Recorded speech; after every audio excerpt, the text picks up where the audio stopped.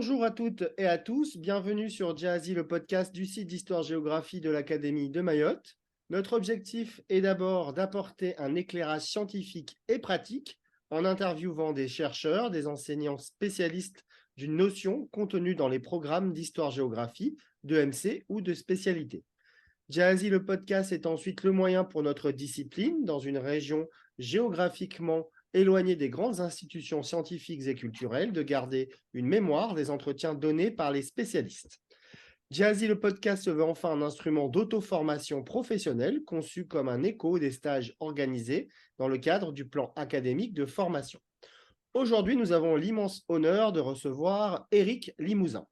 Éric Limousin, vous êtes donc agrégé, docteur en histoire, vous êtes maître de conférences en histoire médiévale à l'Université de Bretagne Sud, où vous êtes directeur de l'UFR. Pour animer ce podcast avec moi, comme à l'accoutumée, monsieur Clément Camouly-Lecran, professeur d'histoire-géographie, formateur académique et chargé de mission d'inspection.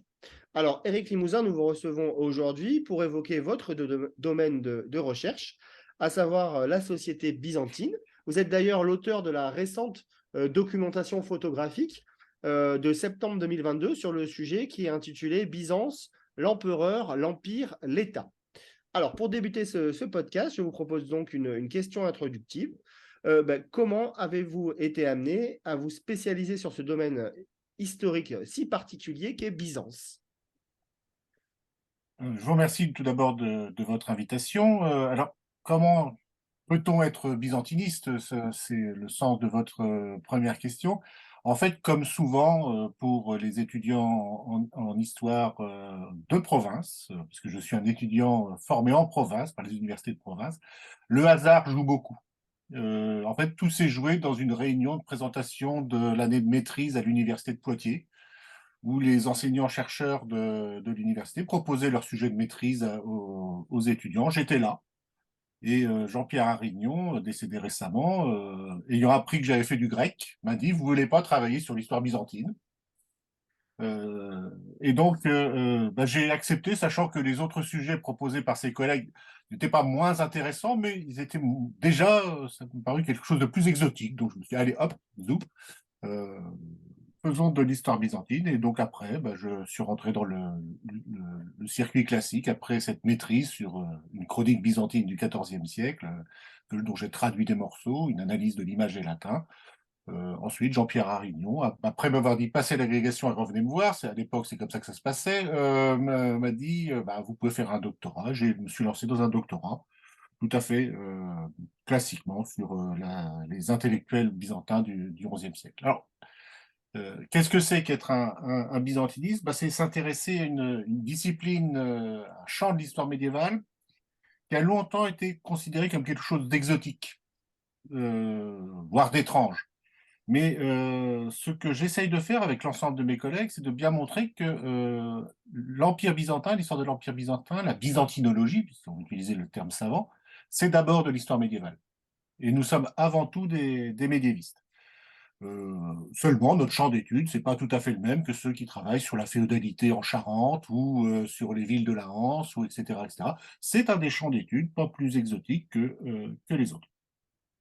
Longtemps, les byzantinistes ont été considérés comme une sorte d'historien un peu particulier, une discipline un peu à part, pas tout à fait de l'histoire médiévale, pas tout à fait de l'histoire ancienne, pas tout à fait de l'histoire romaine, pas tout à fait de l'histoire grecque. Donc, ce que les travaux de mes collègues cherchent à montrer, c'est que nous faisons d'abord de l'histoire médiévale et qu'il s'agit d'inclure le monde byzantin dans l'histoire médiévale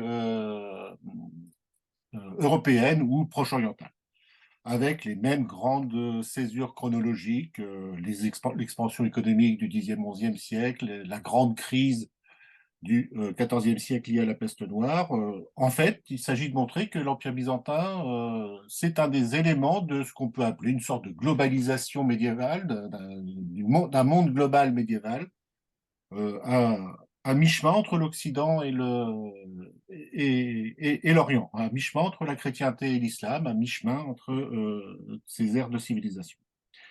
et que globalement, ça fonctionne à peu près de la même manière que la société proche-orientale, qu'elle soit musulmane ou balkanique ou voire occidentale.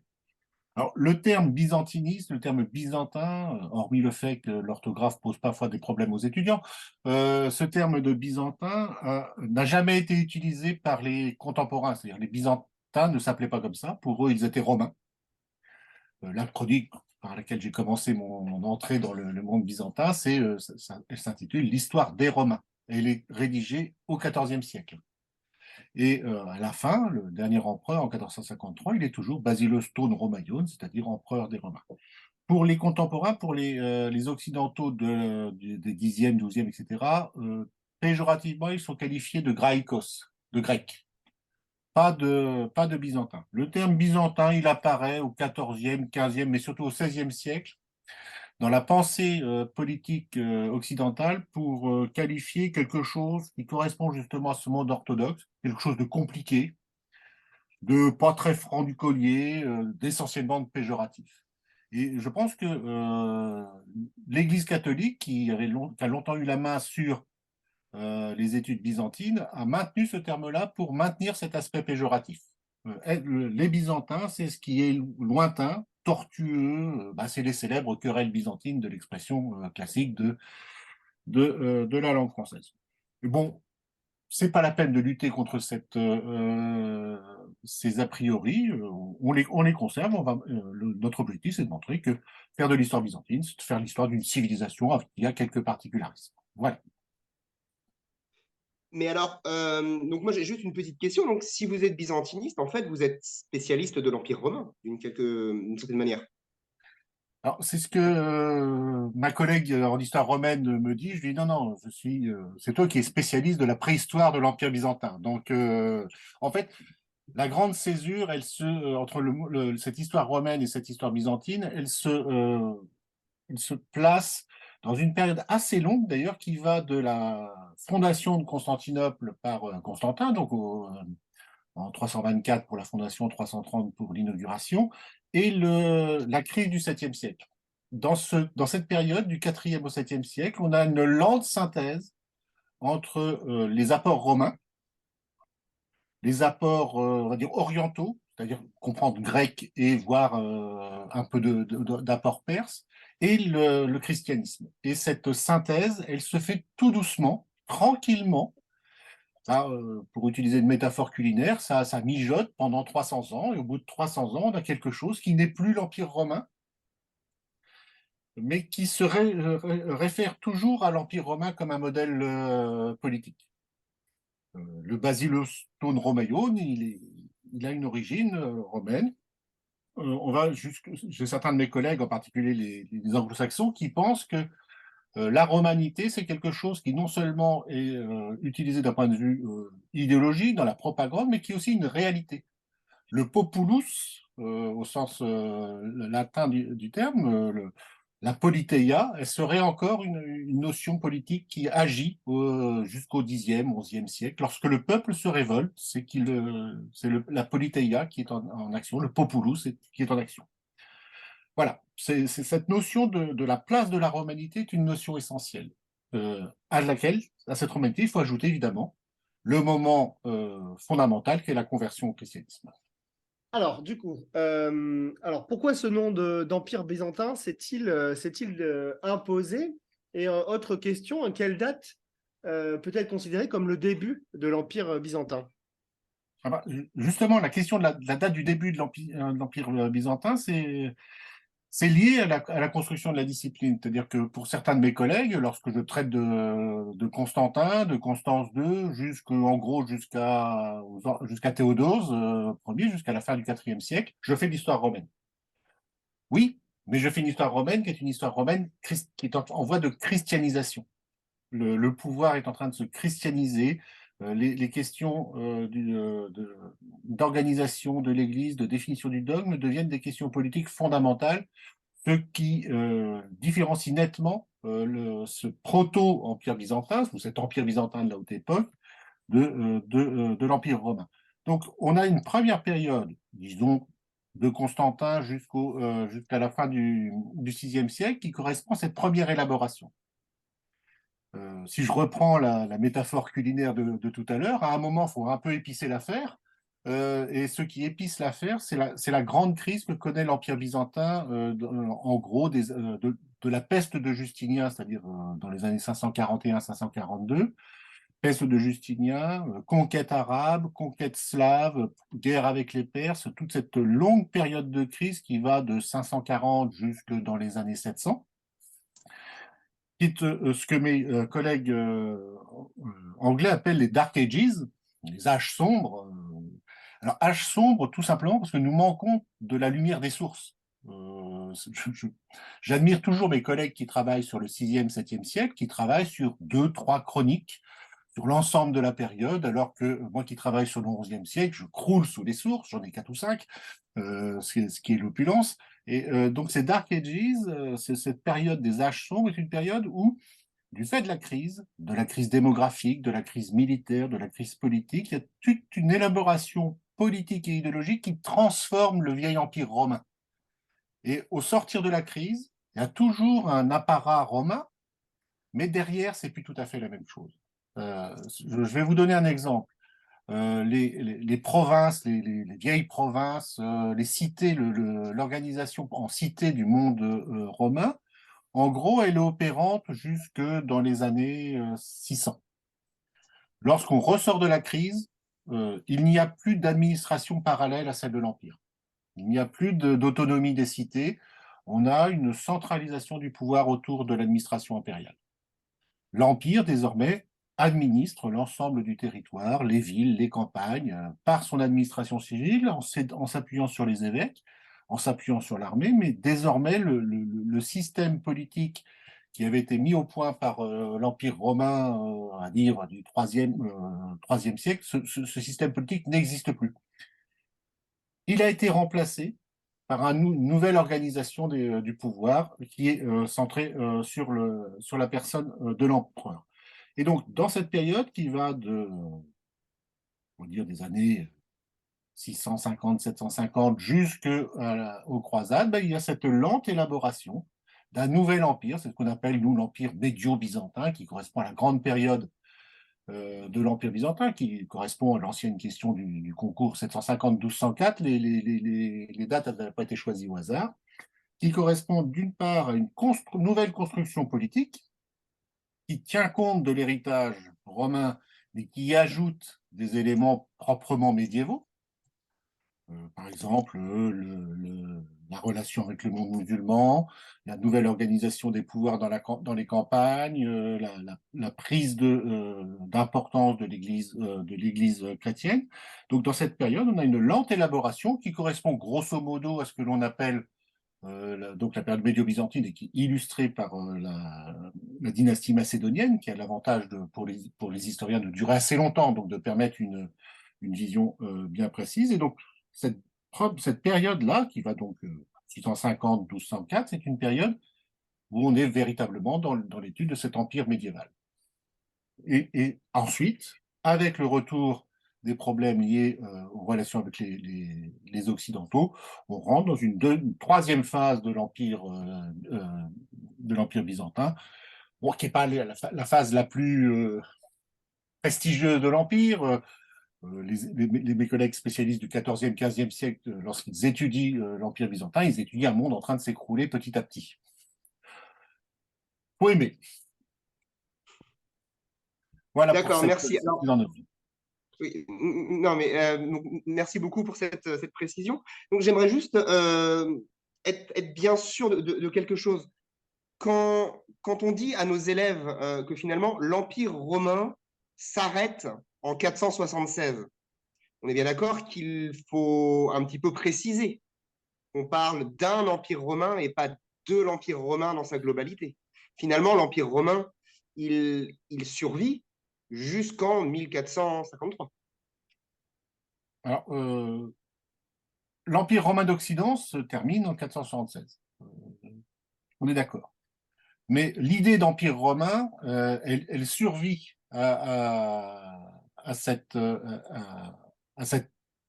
événement, qui d'ailleurs n'en est pas un, Parce que justement, c'est pour les contemporains, l'Empire n'est pas tombé, il est à Constantinople.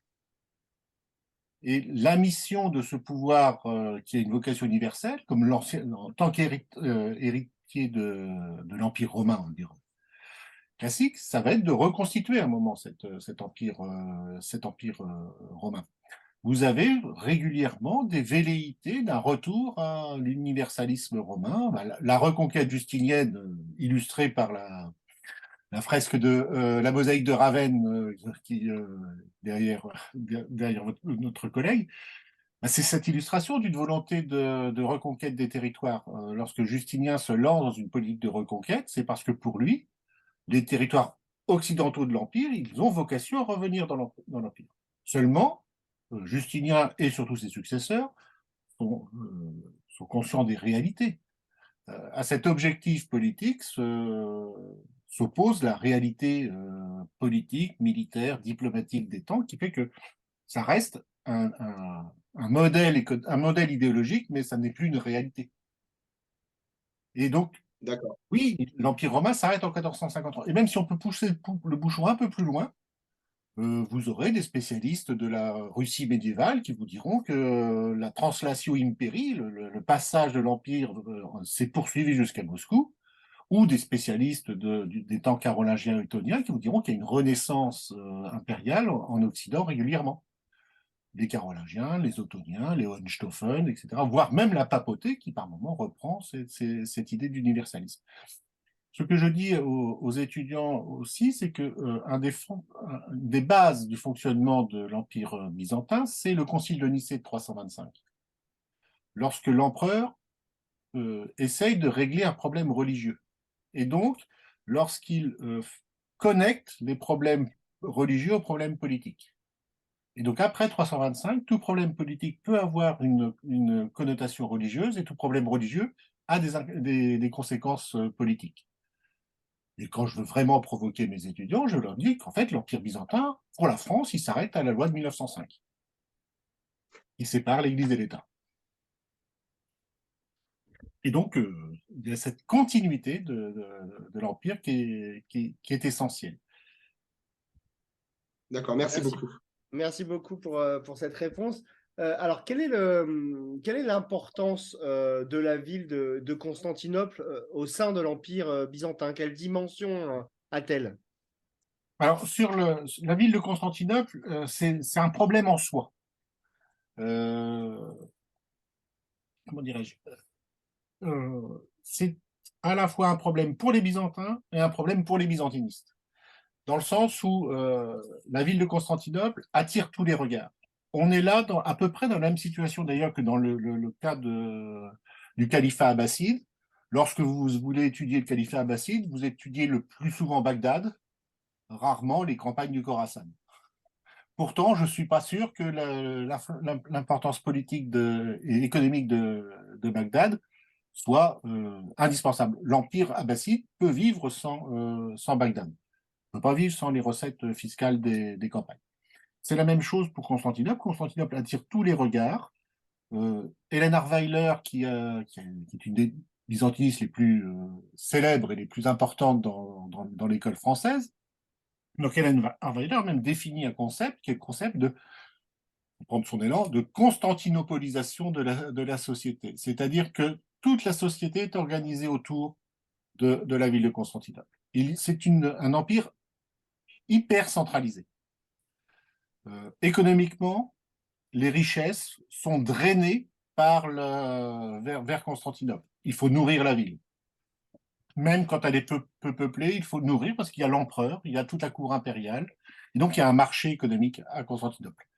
Les impôts drainent les ressources fiscales vers la ville de Constantinople, avant qu'elles soient avant qu'ils soient ensuite redistribués à l'ensemble du territoire par l'intermédiaire des fonctionnaires et des militaires.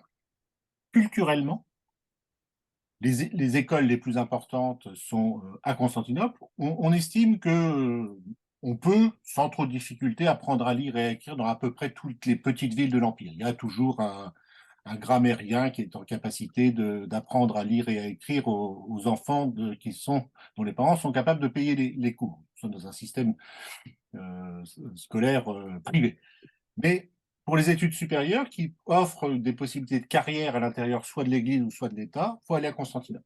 Et même d'un point de vue religieux, le patriarche de Constantinople, après les grandes pertes territoriales du 7e siècle face aux musulmans, le patriarche de Constantinople, il dirige son église, la future église orthodoxe, depuis Constantinople, et l'ensemble des métropolites, des évêques, sont en théorie sous l'autorité du patriarche de Constantinople. Et enfin, dernier élément de la centralisation, c'est l'empereur.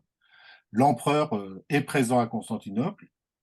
En général, passé le 7e siècle, il ne quitte plus la ville. Enfin, quelques séjours de villégiature dans les alentours de la ville, mais il est désormais fixé à Constantinople. Et Constantinople n'a pas de concurrence à l'intérieur. Il n'y a pas d'autres villes qui puissent concurrencer Constantinople. Après le 7e siècle, après 641 et la perte d'Alexandrie, après la perte de Carthage, les seules villes qui sont en capacité, non pas de rivaliser, mais d'exister à côté de Constantinople, c'est Antioche lorsque c'est dans l'Empire, c'est-à-dire très peu de temps, et surtout Thessalonique en Occident. Donc, on a une concentration autour de cette ville de Constantinople qui est véritablement le cœur de l'Empire. Je vous renvoie là un volume assez ancien, mais qui, dans la collection Autrement, vous savez que la collection Autrement avait toute une série d'études sur les villes, il y avait Tolède, il y avait Palerme, etc. Et là, Constantinople, tête de la chrétienté, proie des latins. Donc, qui montre bien que là encore, pour tous mes collègues qui ont écrit ce volume autour des années 90-2000, Constantinople est au centre des problématiques historiques. D'accord. Et donc, juste une petite question qui va peut-être faire un petit peu amateur, mais pour qu'on comprenne bien. On parle de Constantinople, de Byzance, d'Istanbul. On est bien d'accord qu'il s'agit finalement de la même ville, mais en réalité, ce n'est pas vraiment la même ville, ce n'est pas vraiment le même État. Alors, sur cette question entre les trois noms de la ville, comme ça, c'est un peu, quand on dit que c'est la ville, ça a l'avantage de résoudre tous les problèmes, c'est toujours la même. Ben, Byzance, l'antique Byzance, elle est de temps en temps évoquée dans les sources byzantines par des auteurs qui se piquent d'un petit peu de culture classique. Ça évite la répétition. Mais en fait, Byzance a totalement disparu, ce qui est d'ailleurs aussi bien, puisque lorsqu'on étudie le positionnement politique de la cité de Byzance avant 324, bah, c'est quand même une ville qui fait toujours des mauvais choix politiques, hein. Dès qu'il s'agit dès qu'il y a une guerre civile dans l'Empire, Byzance est dans le mauvais camp. Le camp qui va perdre, c'est celui où il y a Byzance. Par contre, elle a un positionnement stratégique qui est incomparable. À l'entrée du Bosphore côté mer de Marmara, c'est bien plus pratique qu'Abydos côté Dardanelles. Le site et la situation de Byzance sont exceptionnels. Ce qui fait que cette Constantinople va la remplacer et je dirais l'écraser et l'effacer. Je veux dire presque au sens quasi informatique du terme, c'est-à-dire sur le disque dur des Byzantins, un effacement de l'antique Byzance. Quant à Istanbul, je ne suis pas un spécialiste du monde turc, mais il me semble que le nom d'Istanbul ne s'impose à la toute fin du 19e siècle et début du 20e siècle. Jusqu'à Atatürk et à la renaissance de la Turquie, on va dire moderne, on continue à parler de Constantinople. Ça reste la ville de Constantin, même s'il n'y a plus de Constantin. D'accord, merci beaucoup. Alors, vous parliez justement tout à l'heure de l'empereur.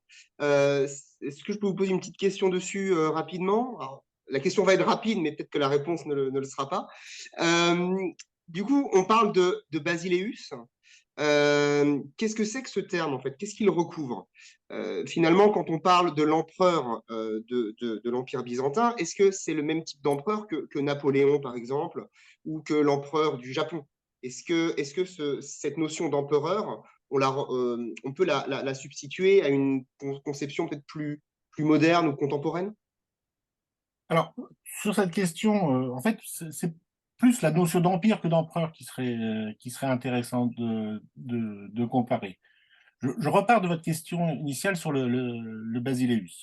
Alors, quand on le traduit basiquement en grec, ça veut dire roi. Ça ne veut pas dire empereur déjà. Mais c'est à l'époque hellénistique et ensuite tout au long de l'Empire romain classique, ce terme, il vivotait à côté des termes classiques, Augustus, Imperator, dans la titulature classique des empereurs, on a une domination des termes latins. Ce que l'on constate, c'est qu'à partir du 7e siècle, et donc du règne probablement d'Héraclius, 610-641, si je me souviens de la chronologie des empereurs byzantins. Donc cet empereur est probablement le premier à utiliser officiellement le terme de Basileus, en remplacement d'Augustus. Dans la titulature des empereurs, Basileus vient remplacer Augustus, Imperator, Caesar, etc. Pourquoi? Quel est le sens que l'on peut voir dans cette évolution? Je pense que c'est un marqueur d'une évolution culturelle de l'Empire byzantin qui, là, devient un empire hellénisé, c'est-à-dire un empire grec, qui n'utilise plus le latin, ou presque plus le latin. Le latin se retrouve confiné dans deux domaines, c'est le droit. Le droit romain, il a un sens quand même, le droit et l'armée. Mais dans l'ensemble, tout le reste, dans toute l'administration, on a une hellénisation des fonctions. À la mise en place du basileus, en lieu et place de l'imperator ou de l'Augustus, c'est l'équivalent du remplacement des vieilles fonctions civiles des préfets, etc., par les logothètes. Logothète, au sens strict, c'est un porte-parole, celui qui porte la parole de l'empereur, mais c'est un terme d'origine grecque. Vous avez une hellénisation des fonctions qui, justement, se passe dans cette période des Dark Ages. Malheureusement pour nous, on a trop peu de sources pour nous décrire les évolutions, mais il est clair que ça correspond aussi à une modification du fonctionnement du pouvoir impérial. Quant à la définition du pouvoir impérial, qu'est-ce qu'il y a derrière? Derrière le mot, en fait, là encore, je dirais à la romaine, il faut aller voir dans les textes de loi. Ce sont les textes de loi, les grands codes réguliers, c'est-à-dire depuis le code théodosien au 5e siècle jusqu'au code macédonien du 9e siècle. C'est dans ces textes de loi que vous avez la définition du pouvoir impérial. Comment ça marche, un empereur? Un empereur, ça reste un petit peu un magistrat romain, donc il est garant des lois romaines. Il est certes la loi incarnée, c'est-à-dire que tout ce qu'il dit fait loi. Les édits impériaux se transforment en loi. Il a éliminé la concurrence du Sénat.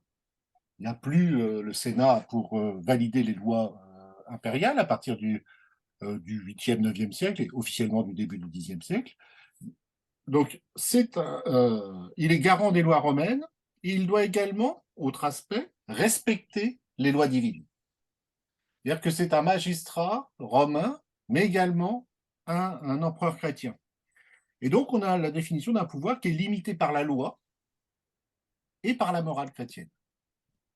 Donc, il est le garant et l'héritier de toutes les lois antérieures. Il peut les supprimer, il peut les modifier, mais toujours dans l'esprit. Alors, certains de mes collègues vont même plus loin. Ils pensent même qu'il y a cette idée d'un bien public, d'une res publica que l'empereur doit respecter, que quand il ne le respecte pas, justement, il ne respecte pas cette res publica, l'empereur peut être destitué.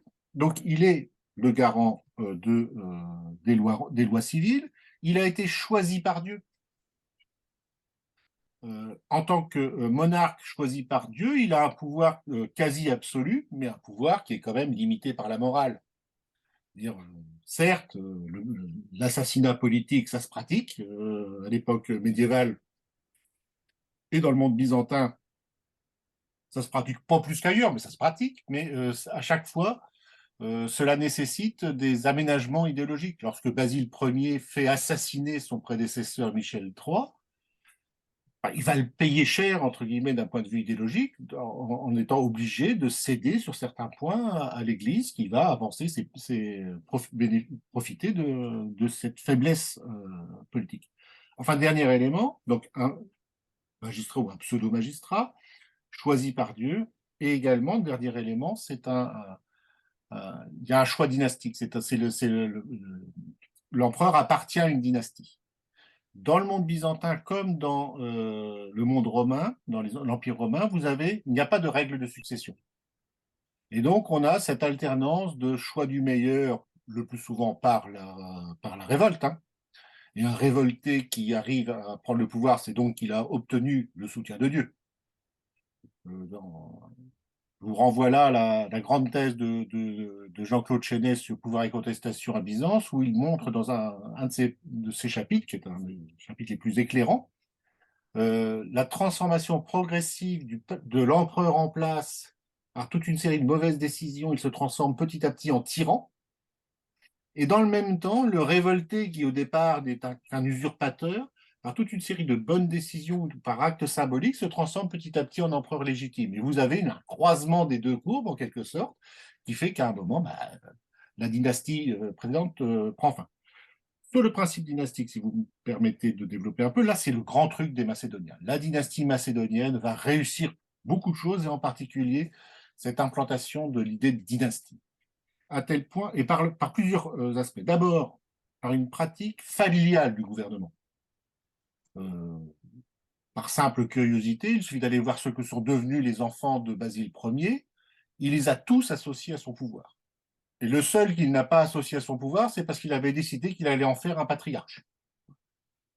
Politique qui sera repris par d'autres, de faire un des enfants, hop, pour le colle à la tête de l'Église, ça permet un contrôle complet du pouvoir. Donc, une pratique familiale du pouvoir. Et surtout, chez les Macédoniens, alors que ça existait déjà avant, mais les Macédoniens vont développer la notion de porphyrogénète. Porphyrogénète est un des mots les plus compliqués à écrire pour mes étudiants, mais c'est un concept qui est assez facile à comprendre. À l'origine, c'est ce que dit Dagron dans un de ses articles, c'est ceux qui sont nés dans la porphyra, c'est-à-dire qu'ils sont nés dans le palais. C'est-à-dire qu'ils sont nés alors que leur père est déjà empereur. Et ils auraient en quelque sorte, par la naissance, des capacités supérieures à gouverner que n'auraient pas les autres. Le petit Constantin, qui est né dans la porphyra alors que sa mère n'est pas tout à fait la femme de l'empereur, mais passons, on va créer le schisme. Constantin VII, lorsqu'il il devient empereur à 7 ans. Évidemment, il va y avoir toute une série de régences. Et il va être quasiment un mineur politique tout au long de sa carrière. Sauf que tous ceux qui vont essayer de gouverner à sa place ne vont jamais réussir à s'en débarrasser, entre guillemets, parce qu'il a en lui ce caractère porphyrogénète. C'est la même chose pour le jeune Basile II. Basile II, il a face à lui des grands militaires, Nicéphore Phocas ou Jean Zimisces, qui prennent le pouvoir, mais qui ne l'éliminent pas. Parce que l'éliminer, c'est en quelque sorte rompre avec la légitimité dynastique. Le plus bel exemple, c'est les dernières des Macédoniens, c'est Zoé et Théodora, les deux sœurs, lorsque celui qu'elle a adopté, celui que Michel V, que Zoé a adopté, veut se débarrasser de sa mère adoptive, eh bien, il y a une émeute qui va renverser Michel V et rétablir Zoé, au cri, selon la tradition, de rendez-nous nos mamans. C'est-à-dire que pour la population de Constantinople, il y a un lien fort entre la dynastie macédonienne et la ville. Donc vous voyez, il y a cette élaboration progressive d'un pouvoir d'origine romaine, d'inspiration chrétienne et qui insiste sur cette notion de dynastie, avec la providence divine qui, de temps en temps, nous débarrasse d'une mauvaise famille. Merci pour cette réponse. Alors, lorsqu'on aborde justement aussi l'Empire byzantin avec nos élèves, il y a aussi une particularité importante. C'est la relation justement entre le basileus et le patriarche, presque le co-empereur. Alors, est-ce que vous pourriez un peu justement développer les liens entre le pouvoir religieux et le pouvoir politique justement à Byzance? Je le ferai, mais juste après le petit tour, parce qu'il faut que j'éternue. Allez-y, pas de souci. Excusez-moi. Pas de souci, pas de souci. Bon, on coupera, hein, Vincent. Hein. Non, celle-là, je la laisse. Il est temps de sortir les ciseaux et le scotch, là. Tchac, tchac.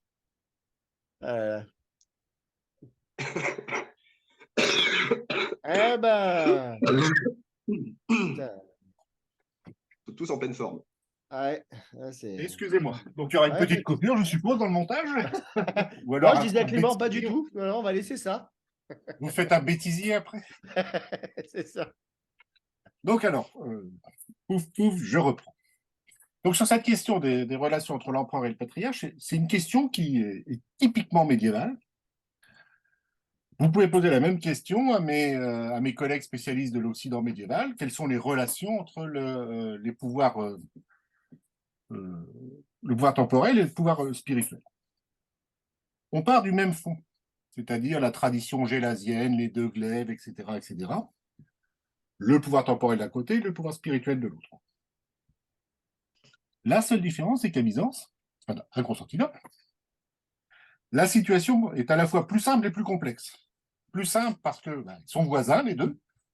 À la différence des Ottoniens qui ne résident pas à Rome de manière permanente, l'empereur, le palais impérial, il est contigu de Sainte-Sophie qui, après l'iconoclasme, est devenu le centre du pouvoir patriarcal. Ils sont voisins, ils sont dépendants, dans le sens où le patriarche est élu, certes, mais il est élu par l'assemblée des évêques présents à Constantinople sur la base d'une liste de 3 noms que l'on a d'abord proposés à l'empereur et que l'empereur a accepté. Donc, on ne peut pas être élu patriarche de Constantinople sans l'accord de l'empereur. Le contrôle du pouvoir patriarcal sur l'empereur est beaucoup plus faible. Certes, le patriarche couronne l'empereur, mais il le couronne après qu'il ait été acclamé par la ville, par le peuple, par l'armée et par le Sénat. Et donc, ce couronnement, il n'arrive qu'après.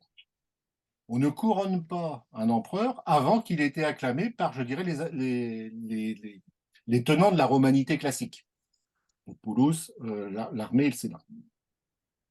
Donc, la relation, elle est plus, la proximité est plus grande qu'en Occident. De plus, l'empereur a besoin du patriarche. Il en a besoin pour que celui-ci, par l'intermédiaire de l'Église, la future Église orthodoxe, contrôle ou accentue le contrôle sur la société de l'Empire. L'Église est vue par l'empereur comme un élément de son pouvoir, comme une des branches de son administration. L'administration, il y a les militaires, il y a l'administration civile, et pour l'empereur, pour un certain nombre d'empereurs, l'Église est une annexe de l'administration impériale, à tel point que au Xe, XIe siècle, un poste d'évêque, c'est quasiment un poste de futur retraité pour un bon conseiller impérial qui a servi fidèlement l'empereur. Donc, l'Église est vue comme une administration ou une para-administration. L'Église est financée et favorisée par le pouvoir impérial, mais comme depuis 325, tous les problèmes religieux remontent et se transforment en pouvoir politique. Lorsqu'on se place du côté du patriarche, ce que le patriarche, les objectifs des politiques patriarcales, c'est d'assurer, là aussi, la pérennité, la solidité de l'Église. Et pour un grand nombre de patriarches, cela ne peut se faire qu'avec l'accord de l'empereur.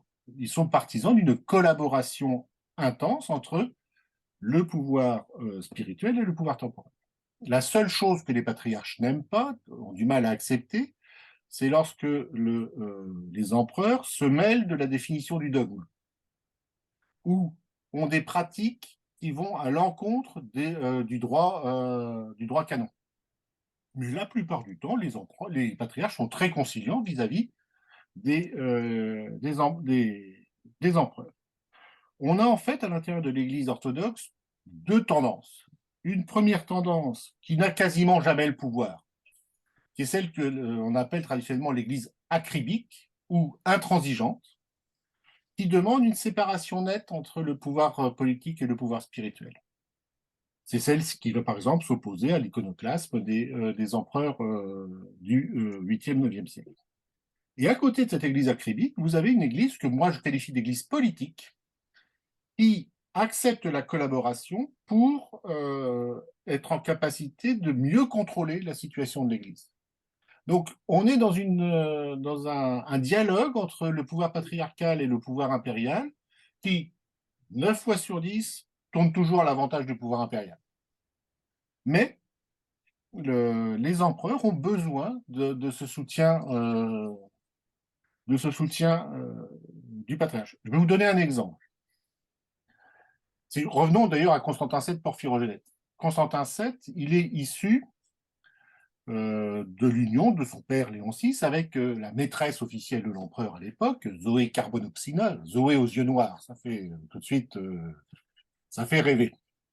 Sauf que Zoé, si Léon l'épouse, c'est son 4e mariage. Or, le droit canon interdit le divorce, autorise le remariage pour des raisons de succession, quand par exemple il n'y a pas d'héritier. Donc, en théorie, on ne doit pas divorcer, mais bon, une fois ça va. Un 3e mariage, c'est exceptionnel, mais ça peut toujours se justifier. Par contre, le 4e mariage est toujours considéré par l'Église comme interdit, c'est la luxure, etc. Je ne vous fais pas un dessin. Eh bien, il va y avoir une grande querelle entre le pouvoir impérial et le patriarche de Constantinople sur le 4e mariage de Léon VI. C'est ce qu'on appelle l'affaire de la tétragamie du 4e mariage. Et Léon VI va être excommunié. C'est d'ailleurs pour ça que lorsque vous allez à Sainte-Sophie, lorsque vous entrez dans la nef, la mosaïque qui est au-dessus de la porte principale, c'est un Léon VI qui s'humilie devant le Christ à cause de cette affaire de la tétragamie. Mais si on va jusqu'au bout, qu'est-ce qu'on fait du petit Constantin VII? Est-ce qu'on considère qu'il n'est pas légitime? Et là, on se retrouve sans héritier. Donc, il faut trouver une solution. Et c'est ce qu'on appelle, c'est un des principes fondamentaux dans le fonctionnement de l'Église et même du pouvoir byzantin. On va avoir une mesure dite d'oikonomia, d'économie, où en 920, c'est-à-dire quasiment 10 ans après la mort de Léon VI, l'Église a gagné, mais on est dans une impasse. Donc, parce qu'on a besoin de légitimer quand même Constantin VII. Donc, certes, le 4e mariage, ça reste une interdiction, et la formule, pour la résumer, c'est simple, qui va sortir de cette querelle, c'est le 4e mariage, le 4e mariage est interdit, sauf celui de Léon VI. C'est-à-dire qu'à partir de Léon VI, on ne pourra plus se marier 4 fois. Et tout le monde est content. Léon VI a perdu, donc l'Église a gagné, et Constantin VII est quand même légitimé. C'est par toute cette série de négociations que cette Église politique, celle que j'appelle l'Église politique, est assez efficace. D'accord. Alors, merci beaucoup pour cette explication. Et du coup, alors, c'est pas une question qu'on vous avait soumise, mais comme vous en avez parlé, je me permets donc de vous poser la question. Est-ce que vous pourriez nous expliquer ce que c'est que le schisme qui se produit en 1054 et finalement, quelle est la différence entre ces deux églises, l'église d'Occident et l'église d'Orient? Alors, sur le schisme du 1054, alors c'est un peu comme 476, c'est en gros un non-événement. Mais comme 476, c'est un non-événement qui va finalement s'ancrer dans la durée et devenir une réalité. Alors, sur les points de dogme, est-ce que les orthodoxes et les chrétiens latins ont les mêmes croyances? Oui. Enfin, oui, pour 99% des questions dogmatiques, il y a quelques petits problèmes sur ce qu'on appelle le filioque, c'est-à-dire d'abord une notion que je maîtrise assez mal, donc je vais pas m'étendre là-dessus, mais globalement, c'est les relations dans la Trinité entre le Saint-Esprit et les deux autres. Une fois que le Saint-Esprit intéressait quelqu'un, ça nous a créé un problème. Il y a quelques toutes petites nuances de dogme. Il y a des différences de pratique et de rites. C'est classique, on a ça dans tous les manuels scolaires, la tenue des prêtres, le pain azime ou pas, le mariage ou pas. Sachant que le mariage, pendant très longtemps, dans l'Église occidentale, ça n'a pas été un problème, hein. Ils étaient aussi mariés en Occident qu'en Orient. Donc, quelques différences de pratique, quelques différences de rites. Et surtout, une différence probablement dans la conception de la relation avec le pouvoir impérial. Donc ce schisme, en 1054, il prend naissance par un affrontement politique entre le pape de l'époque, Léon IX, et le patriarche de l'époque, Michel Cérulaire. Michel Cérulaire, avec un sens de la provocation qui lui est familier, il vient de s'instituer, semble-t-il, il l'utilise dans les titulatures officielles, patriarche œcuménique de Constantinople. Alors que le seul qui, en théorie, était œcuménique jusqu'à présent, c'était le pape. Donc, deux patriarches œcuméniques, ça fait quand même beaucoup pour un seul monde chrétien. Donc, ça commence à gonfler à partir de ce petit détail. C'est surtout le patriarche de Constantinople refuse d'être soumis à l'autorité du pape. Tout cela, ça date depuis le concile de Chalcédoine, 37e canon du concile de Chalcédoine de 451, si ma mémoire est bonne, précise que dans la hiérarchie des patriarches, le pape et le patriarche de Constantinople ont une primauté sur l'ensemble, sur les trois autres. Canon que le pape n'a jamais accepté. Mais bon, après, il est quand même là. Donc, vous avez une querelle non seulement de préséance, mais de définition de l'autorité. Le patriarche se voit comme le chef de son église.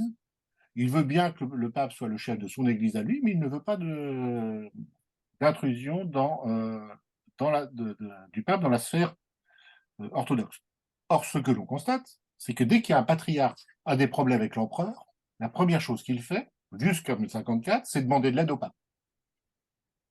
Donc il y a une querelle assez complexe, et en fait, vous avez un schisme en 1054. Les légats pontificaux excommunient le patriarche excommunie les légats pontificaux dans un bel ensemble, c'est théâtralisé au maximum.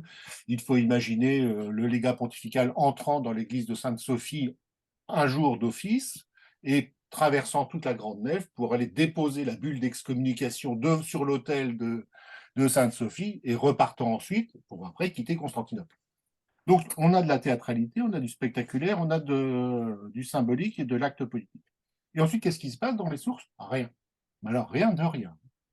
Les latins présents à Constantinople peuvent continuer à fréquenter les églises de rite oriental sans aucun problème. Donc, ce schisme n'a pas de réalité. Ce qui va le rendre concret, ce sont probablement les croisades. Et l'augmentation des antagonismes entre les Byzantins et les Latins. Et à tel point qu'il ne va plus être possible de se réconcilier. Il y a un fossé qui petit à petit va être accentué par les pratiques à la fois des croisés et des Byzantins. Il ne s'agit pas de chercher qui est le coupable, peu importe. Ce que les historiens constatent, c'est qu'au fur et à mesure qu'on avance dans le temps, le fossé créé par le schisme de 1054 s'élargit jusqu'à 1204, jusqu'à la quatrième croisade. Et après la quatrième croisade, et même lorsque Constantinople sera au bord du précipice, pour une partie de l'Église, la même Église, l'Église achrimique, c'est l'intransigeante, vaut mieux être soumis aux Turcs qu'aux Latins, parce qu'au moins les Turcs, ils ne se mêlent pas du dogme. D'accord. Comme ça, au moins, c'est clair. Alors, je reste sur ma volonté d'événement. Vous m'avez dit que 476 n'était pas un non-événement, mais il dit que 1054 était un non-événement. Alors maintenant, je retente une troisième fois. Est-ce que 1204, c'est un non-événement ou est-ce que c'est un événement? 1204, c'est un... il y avait un vieux byzantiniste qui disait « on explique, mais on ne pardonne pas ».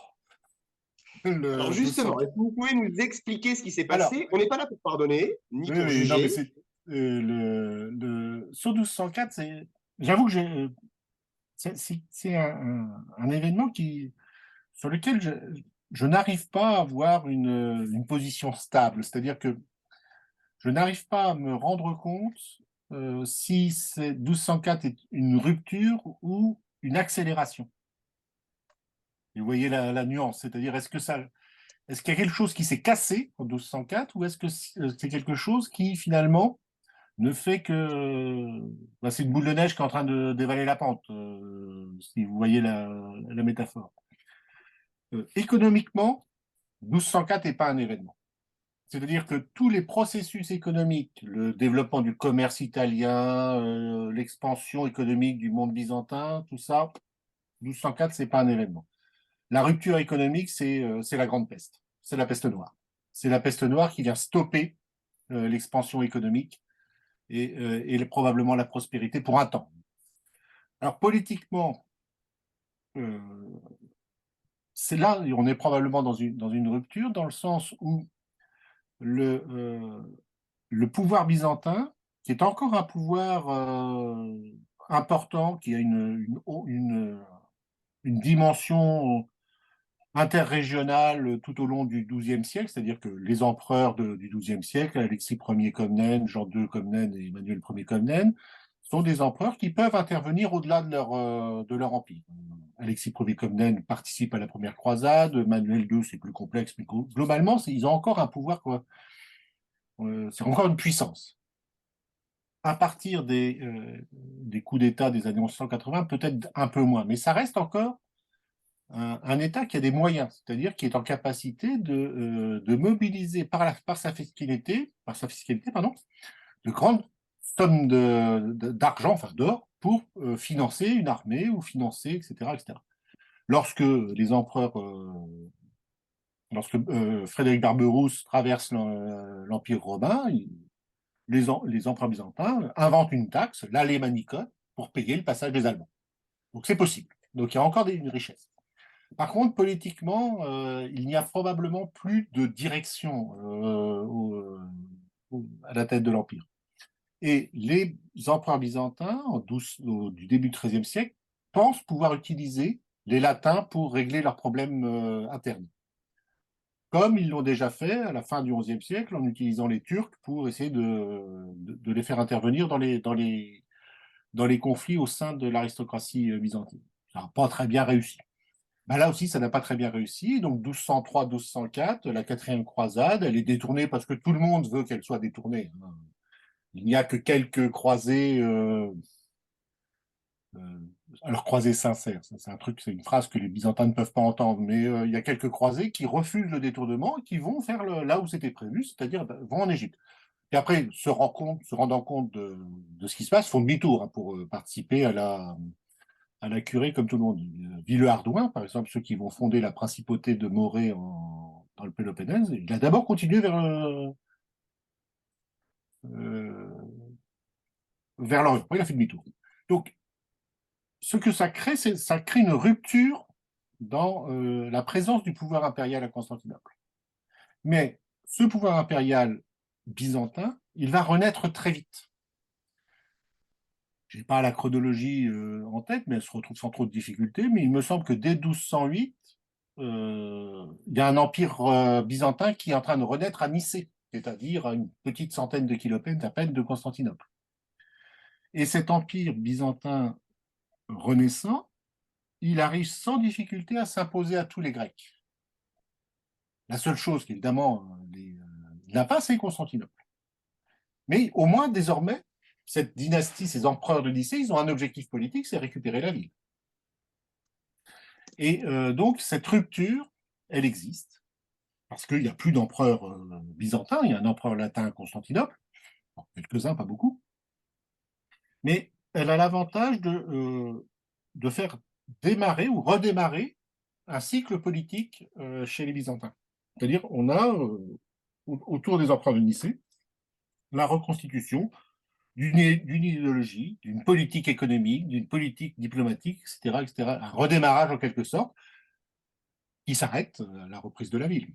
Il y a un témoignage dans une chronique du XIVe siècle, chez Georges Pachymère. Georges Pachymère cite un des conseillers de Michel VIII, de l'empereur qui récupère Constantinople, et celui-ci se lamente en se demandant ce qu'ils ont fait à Dieu pour que Dieu les punisse en leur redonnant la ville. C'est-à-dire que dans son esprit, la constantinopolisation dont je parlais tout à l'heure, elle est devenue trop déséquilibrée. Il n'y a plus assez d'empire pour Constantinople, en quelque sorte. Cette ville est devenue surdimensionnée pour un empire qui s'étend sur l'actuelle Grèce, un petit bout de la Bulgarie, un petit morceau des Balkans, et la frange occidentale de l'Anatolie. Là, Constantinople est devenue démesurée. Et donc, elle n'est plus bénéfique, ça devient un poids. Bien, d'accord. Alors, merci beaucoup. Et alors, du coup, question suivante, hein, si on est sur les grandes dates finalement de l'Empire byzantin, finalement, 1453. Euh, est-ce que d'abord, vous pourriez nous expliquer ce qui s'est passé cette année-là? Et ensuite, est-ce que finalement, l'Empire byzantin, question subsidiaire, hein, est-ce que l'Empire byzantin pouvait continuer d'exister coincé entre un Occident chrétien et un monde musulman en pleine expansion? Alors, sur la chute de la ville en 1453, disons que ça a déjà tenu jusqu'en 1453, qui est déjà extraordinaire, hein. Les Ottomans ont assiégé à plusieurs reprises, ou tenté de prendre la ville à plusieurs reprises. Il est probable que l'épisode Tamerlan, Timur-Lenk, au début du XVe siècle, qui a ravagé s'est attaqué l'Empire ottoman, a donné un demi-siècle de sursis aux Byzantins, le temps que le pouvoir ottoman se reconstitue après l'épisode de Tamerlan. C'est probablement plus efficace que les pseudo-croisades lancées par les croisés du XVe siècle. Alors, est-ce qu'ils pouvaient continuer d'exister? Probablement non, parce que dans l'idéologie ottomane, pour autant que je la connaisse, je vous rappelle, je ne suis pas un spécialiste des Ottomans, mais il me semble que euh, dès, dès la fin du XIVe siècle, au début du XVe siècle, les Ottomans voient dans la prise de Constantinople un moyen de renforcer leur légitimité. En quelque sorte, ils vont succéder à Constantin. Alors un Constantin pas romain, etc., etc., et ils vont réussir aussi ce qu'aucun pouvoir musulman n'a réussi à faire, prendre Constantinople.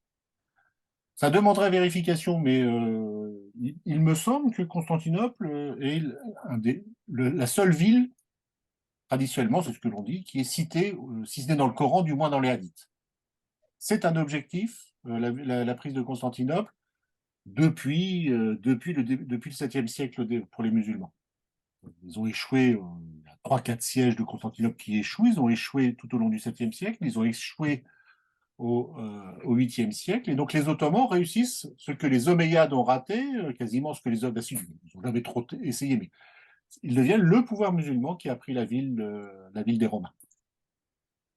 Et donc, ça devait arriver. Comme en plus, l'Occident est dans l'incapacité de s'organiser efficacement pour essayer de défendre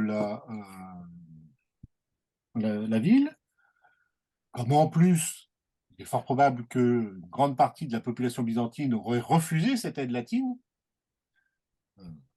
c'est le contre-coup de 1054 et des croisades précédentes.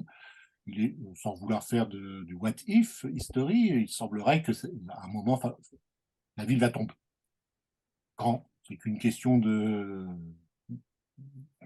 d'occasion, d'opportunité pour les Ottomans.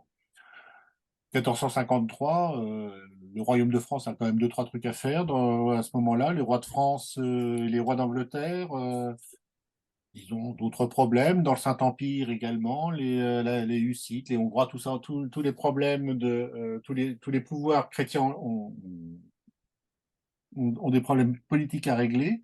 Et tous utilisent la croisade, je dirais, le thème de la croisade à usage interne.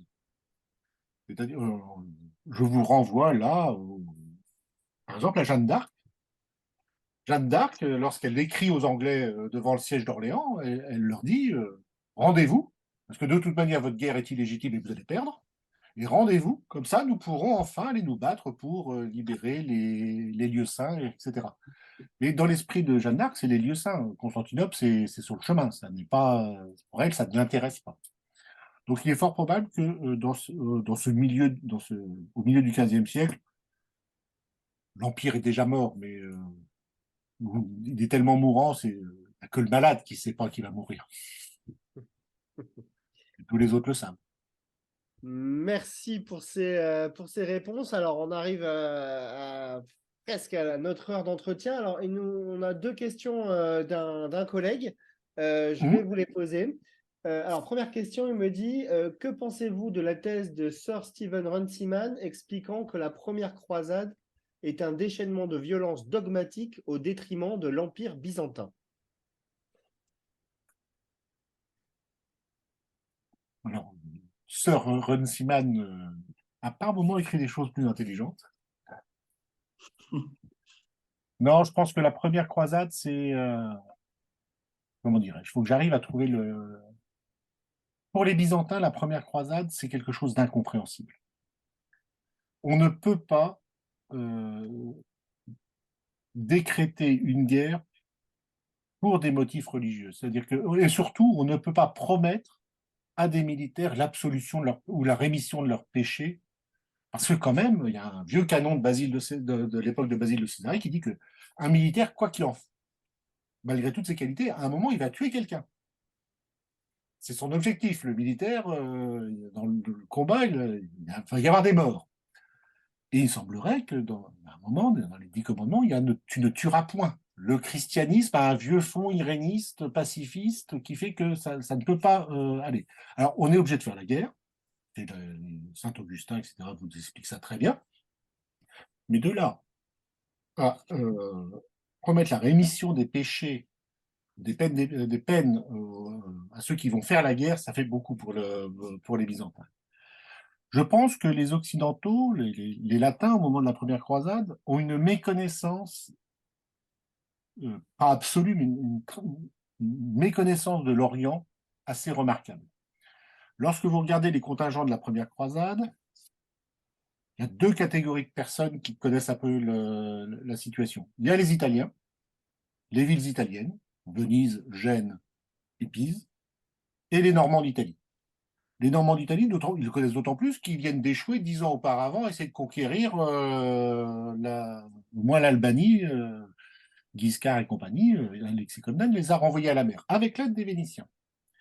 Et personne ne veut s'attaquer à l'Empire byzantin, en tout cas pas les Italiens. Par exemple, prenons le cas de Venise. Traditionnellement, la politique vénitienne a une assez mauvaise réputation, mais là, quand même, ils ne participent pas du tout à la première croisade, et on ne les voit apparaître au, autour des croisés qu'une fois que les croisés sont arrivés en Terre Sainte. C'est-à-dire tout le passage où les croisés sont dans le territoire de l'Empire byzantin, les Vénitiens ne sont pas là, parce qu'ils sont alliés de l'Empire byzantin.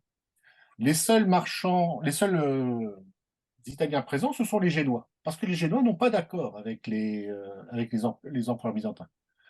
Et on les voit apparaître à Antioche en particulier pour essayer de s'implanter. Quant au déchaînement de violence, bah c'est la croisade. Mais la croisade, elle n'a pas vocation à conquérir l'Empire byzantin, elle a vocation à délivrer les lieux saints. La seule difficulté, c'est que, comme l'a bien montré d'ailleurs la situation en Espagne à peu près au même moment, la connaissance du monde oriental, elle est inversement proportionnelle à la distance qui sépare le croisé des lieux saints. C'est-à-dire que plus ils sont loin, moins ils connaissent. Hein.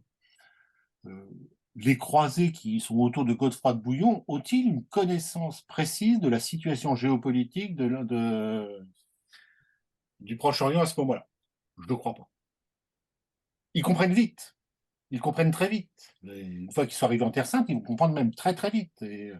Mais leur objectif, ce n'est pas la conquête de l'Empire byzantin. Leur objectif, c'est la construction en Terre Sainte, probablement, d'un pouvoir occidental, de type occidental. Le royaume latin de Jérusalem, c'est finalement une assez bonne réponse à la situation. Ça convient très bien à l'empereur byzantin dans un premier temps, puisque les Latins, Godefroy de Bouillon et ses successeurs, vont défendre de manière assez efficace la frontière sud de l'Empire byzantin.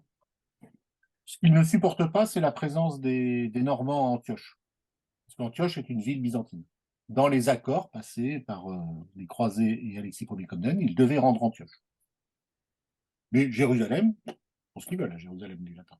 Donc, il n'y a pas cette volonté, pas au XIe siècle.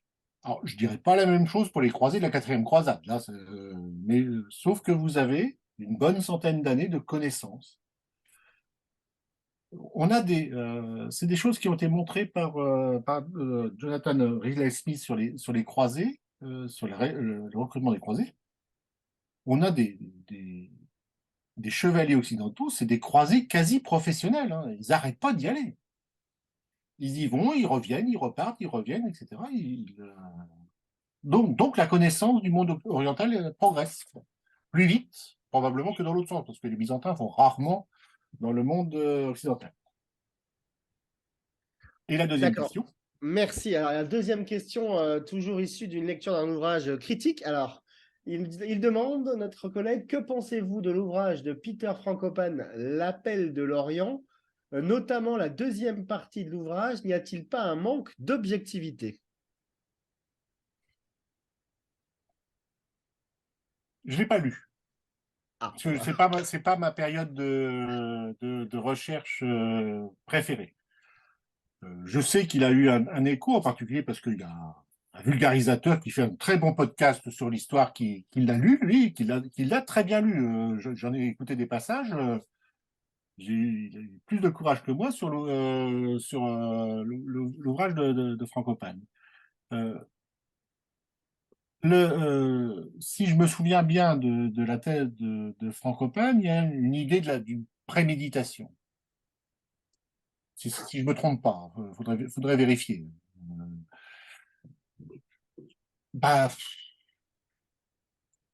je dirais que la préméditation, c'est pour quelque sorte, c'est pour les feuilletons, enfin, les séries sur France 3 le dimanche. C'est meurtre quelque part. Mais là, il n'y a pas de préméditation parce que ça met en jeu tellement d'acteurs qui ont des objectifs tellement différents que j'arrive pas à voir là-dedans un schéma d'organisation. Non, c'est une conjonction d'acteurs, une conjonction d'événements qui font que la croisade se déroule de cette manière. Sur la croisade, il faut aussi se rendre compte qu'on dispose finalement de peu de sources. On a, dans la tradition, on a 4 chroniques de la croisade, hein, je ne me souviens plus, mais je les retrouverai sans difficulté, Fouché, Chartres et compagnie, et ses collègues. À part Fouché de Chartres, si ma mémoire est bonne, les autres n'ont pas participé à la croisade. Oui, ou alors ils ont participé à des croisades postérieures. On a le témoignage d'Anne Comnène, vu du côté des Byzantins.